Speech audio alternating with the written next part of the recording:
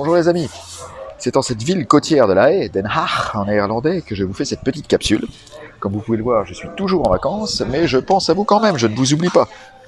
Bon, je vais vous parler ici de la différence de dynamique qui s'installe chez ceux qui décident de ne jamais arrêter d'apprendre ou de se bonifier en général, et ceux qui considèrent que le diplôme constitue la fin des études, ou le mariage la fin de sa propre prise en main.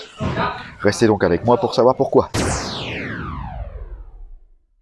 Beaucoup de gens pensent qu'une fois leur diplôme en poche, ça y est, c'est terminé. On sait tout ce qu'il y a à savoir et on peut se lancer dans la vie active. C'est l'entreprise qui est obligée d'envoyer ses employés en formation pour leur imposer les mises à jour de rigueur pour leur emploi.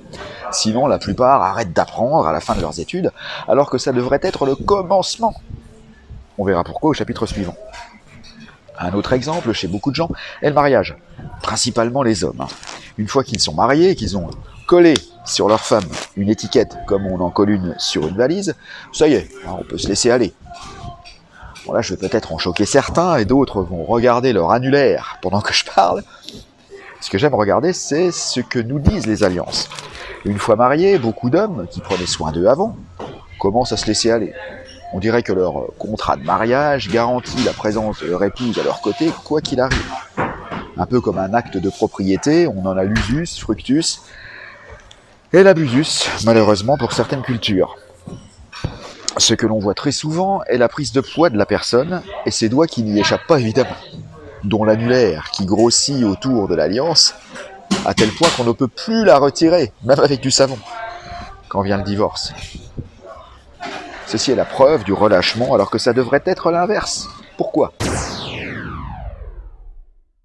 L'obtention d'un diplôme, la réussite à un examen, que l'on célèbre en grande pompe, pour lequel on festoie à travers le monde et dans toutes les cultures, devrait être la célébration de l'autonomie éducative. Le moment où l'on enlève le filet, où l'on retire les petits trous latéraux du vélo de l'enfant, où le bébé passe de 4 à 2 pattes. On devrait célébrer le moment où l'on peut enfin s'éduquer par soi-même en suivant son propre plan de conscience et non pas la fin de cette éducation. Le moment où l'on doit gagner notre vie et, comme dirait Coluche, mais pourquoi la gagner, attendu qu'on l'a déjà ? Même chose pour le mariage, ces noces que l'on célèbre en grande pompe à travers le monde et dans toutes les cultures devraient être le début d'une aventure que chacun doit entretenir avec le plus grand soin, afin qu'elle reste intacte, pure comme au premier jour, et pourquoi pas même devienne encore plus belle qu'au premier jour. Et non pas la fin de sa vie de garçon, où l'on devait faire attention à ce que l'on mange, à ce que l'on dit, à ce que l'on fait. Vie de garçon ou de jeune fille, c'est valable pour absolument tout le monde, même si c'est simplement plus répandu chez le mâle.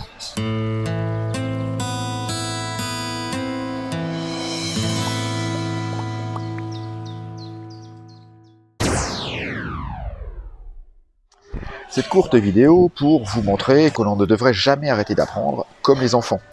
Les enfants apprennent quantité de choses, de mots, de gestes, à chaque minute de leur vie. Et nous devons continuer jusqu'à notre mort, au lieu de décider d'arrêter à cet âge fixé par la société qui se situe entre 16 et 30 ans, par les temps qui courent. Ça me fait penser à l'hormone de croissance, cette précieuse sécrétion du corps qui fait pousser les petits et ralentir le vieillissement des grands. Elle est abondante dans les premières années de vie et décroît avec l'âge pour devenir quasi inexistante chez les personnes âgées. Voilà pourquoi les enfants et ados, généralement, peuvent manger comme 4 et ne pas prendre 1 gramme, car justement, cette hormone prend les calories ingérées pour en faire des os, du muscle, de la vitalité. L'éducation suit la courbe de production de cette hormone de croissance. Dès que l'hormone commence à décroître, le jeune adulte grossit. Dès que l'éducation et la mise à niveau s'arrêtent, le jeune adulte commence à vieillir et se ranger année après année de jeune dans le cou, en daron ringard, puis peut-être en vieux con.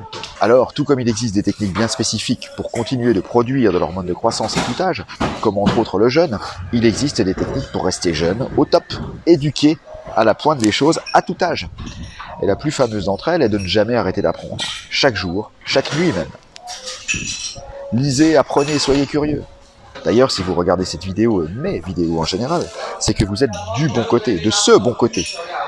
De ceux qui veulent améliorer leur vie jour après jour, qui veulent, à l'instar de ma liste de lecture, chaque jour être moins con que la veille. Voilà les amis, il m'est venu l'idée de cette vidéo justement en vacances, où il parle néerlandais, que je parle pas mal moi-même également. je me suis rendu compte que je faisais du vocabulaire partout et tout le temps. J'ai réalisé que j'avais établi un programme en moi qui est une éponge, que j'avais décidé d'apprendre tout ce que je pouvais apprendre chaque jour et chaque nuit. Laissez-moi donc un pouce par le haut, abonnez-vous, puis cliquez ensuite sur la petite cloche, commentez et partagez. Visitez également ma boutique en ligne, didierjérôme.com, où vous pourrez acquérir des tas de livres, audio et PDF, mais aussi des programmes entièrement guidés de relaxation, de méditation, de sieste et de sommeil. Je vous souhaite la culture qui dure.